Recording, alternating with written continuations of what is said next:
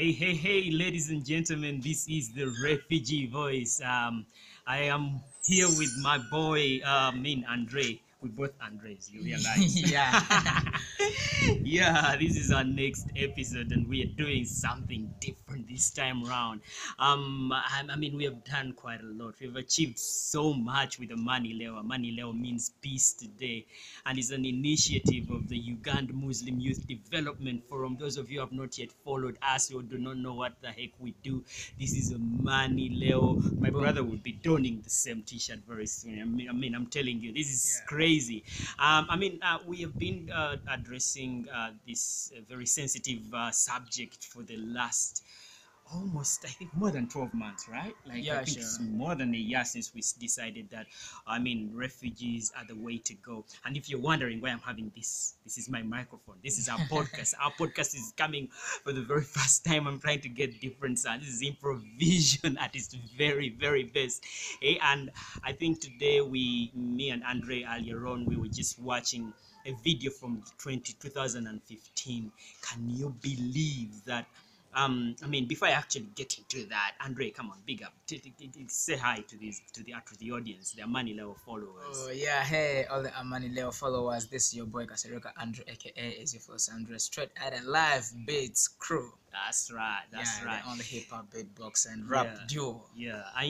Art can really influence creativity, the creative arts. He's in the hip hop space. I am in Yeah. the visual arts, and there is music that we have been utilizing to mobilize young people in Uganda, because Uganda hosts a very big magnitude of refugees. He's from Congo. There's just so many refugees from Congo, from Eritrea, from South Sudan. And the violence has taken root in their communities and has given them the inevitable, which is to leave their countries and to be amongst us. More than 1 million refugees in Uganda and in the urban areas too. We just want to say, wait a minute. Okay, now that you're here, what can we learn from each other? That's pretty much why we exist. Yeah. Well, we here on a subject of trying to give an analysis on a video that we have just watched from the Bourbon community, the Bourbon Bourbon Argos. Argos, Yeah, yeah, the probably. Bourbon Argos guys, Medicine Without Borders. They run rescues on the Mediterranean Sea, and can you believe that in 2015 they rescued over 20,000 immigrants trying to flee north the east side of North Africa into Italy, and over 150,000, mostly young people. From Syria, from Ivory Coast, from Benin, Libya. from Libya, people that were enslaved in Libya. Um, it's astounding. It's crazy that Yeah. over 150,000 people attempted to, those that are attempted to cross the Mediterranean, 3,000 of them did not make it. They drowned. I mean, That you've watched the sucks. video with Yeah, me. I watched it. It What sucks. has what kind of emotion has it triggered? I think it's the same as was, but then losing such a number of people, and you can't know. Young people are the next generation, and the next generation is now. So if 3,000 people die, it doesn't make sense, because we don't know what we've lost as Africa and as the continent at large. I mean, the world. So it doesn't make sense really. But then I think just have to pray to God that man he stops the wars, because I think that was the source road of that. Yeah, like, one of in the video, we're watching it together.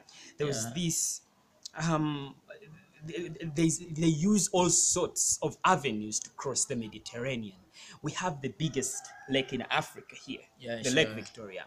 I and when especially when you go to Gaba, you can see certain islands that are in eye view.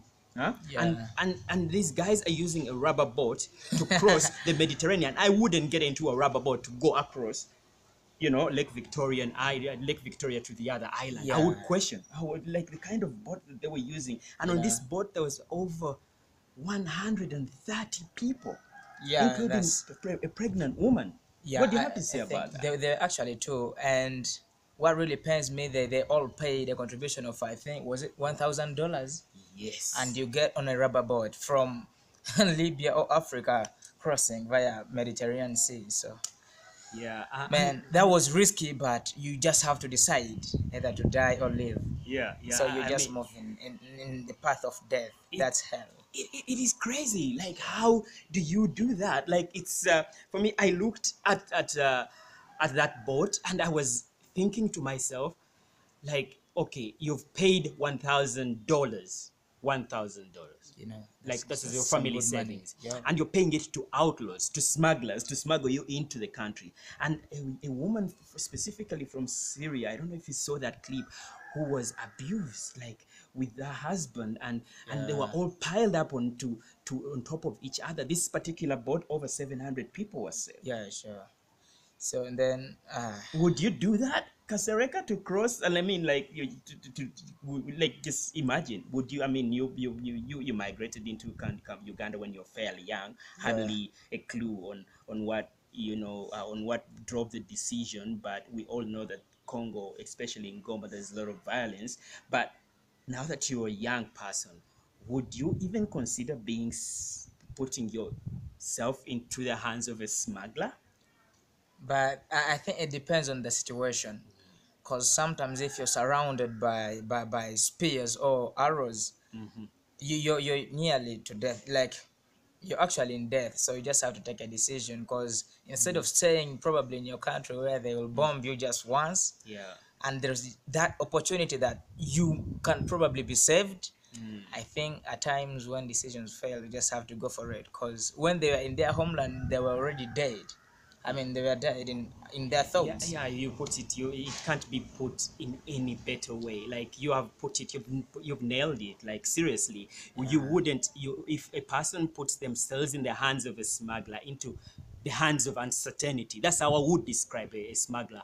The hands of uncertainty. It means Yeah. that there's not a lot of certainty that Yeah. they are So leaving behind. They're just like, I'm going with that. yeah. But I mean, like, the sad thing about it is that we always look at these people, want to solve the problem of the people that come into these countries, that we would like to risk it all. But do you think enough is being done to ensure that violence, global terrorism and radicalization and of young people to trigger, to subject communities to armed conflict? Do you think enough is being done, and what can young people do? I think enough is being done because we really have to appreciate the efforts that governments do and our leaders. Though I just have one question. I think this will, but then who funds those people who do that? Yeah, Who funds them? we And all. how do they import the materials they use to affect such countries? Terrorists. How do they import? How does these things enter the country? Yeah, I mean, you're trying to get commodities. You're trying to get commodities that would create employment into a country. Like, for instance, you're a young person starting a business. Many Ugandans like going to trade in China and all that. It Yeah. feels like it's a lot harder to do legitimate business than, and like, the legitimate business is not as lucrative as the black market weapons that are subjecting community to this a lot of violence. I think it's hard to go into that direction of a conversation without becoming political, and would Yeah. like not we are not really a political platform. We are just the people here that are trying to remind young people that there's a lot more at stake than risking it all just so you can cleanse. Ethnic cleansing is not the way to go. As the world becomes globalized, we should more so embrace the diversity that comes along with it. I mean, if you're to think about it in the Ugandan context, if 150,000 people attempted to cross the Mediterranean, and we have over more than 1 million refugees here in Uganda, just look at just look at the percentages of there just seems to be different layers of risk, and some of these refugees are not here permanently. They could be attempting such avenues like crossing the Yeah, Mediterranean. yeah. I think I heard of it. Some Congolese tried that out and they all died. I heard of it, though I've never watched the video. Imagine, yeah, yeah, yeah. Like I know that even in Uganda, would like to encourage many refugees here in Uganda. Please, please, please. In Uganda, there is nothing in Uganda can subject you You know, to taking up such a route yeah. But of paying smugglers yeah, man. to go to across the borders. Ugandans are very friendly people. Yeah, sure. We know we have a few elements that are not as exposed, that are not as open-minded, that would not, that are subjecting you, but that is, I don't think it is as bad as putting you up to a death trip. Yeah, but then I really want to appreciate, there are some specific initiatives that are trying to, fight such things. Like you've watched it, Medicines Sans Frontier, like Yeah. Medicines Without Borders. Yeah. And I think, Those guys are cool. yeah, I think those you guys are guys should lifesavers. watch. If you go down, we're gonna put that link. With that link is there. You should Yeah, watch that video. You should totally watch these guys. Medicine Without Borders. That link, you're gonna find it in our comment section, and we would like you to shout them out. There's just a lot of heroes out there that are helping. There's a lot of yeah, heroes that are sure. helping out. And I I would like to shout you guys up. Medicine Without Borders, anyone that is doing their part in addressing the scourge of immigrants across the Mediterranean. Yeah, sure. And I think that leads us to Kofi Annan. Like these are individual personnel that are doing so much great. Yeah. Like not involving in politics, but they're trying to help. Mhm. From outside, and I think they're just trying to contribute money from, Yeah. cause that I think, man, I just can't like to talk about that video because it's hell. Yeah, I mean, you guys watch the video. We will be doing a video analysis of many initiatives that are out there and are helping immigrants, and are trying to bring out the picture, to amplify we are here to amplify the voices of peacemakers, peace builders, people that are trying to address the root causes of all the injustices that we are facing as a human race. Because before we are anything, we are one human race, and I think that's what makes Amani Leo be the kind of platform that you should follow right now. Sure. Check it out. Cheers. Parting shot. Hey, I just give respect to everyone who is trying to bring peace, in your community, in your society, and Yeah. wherever you are. Don't fight. Don't risk. Yeah. Don't risk to cross the Mediterranean Sea. Yeah. Hey, Africa is gold. Yeah, there is a lot that we can do as a young people, as a community, and come on, let's do that. Let's initiate avenues through which we can collaborate.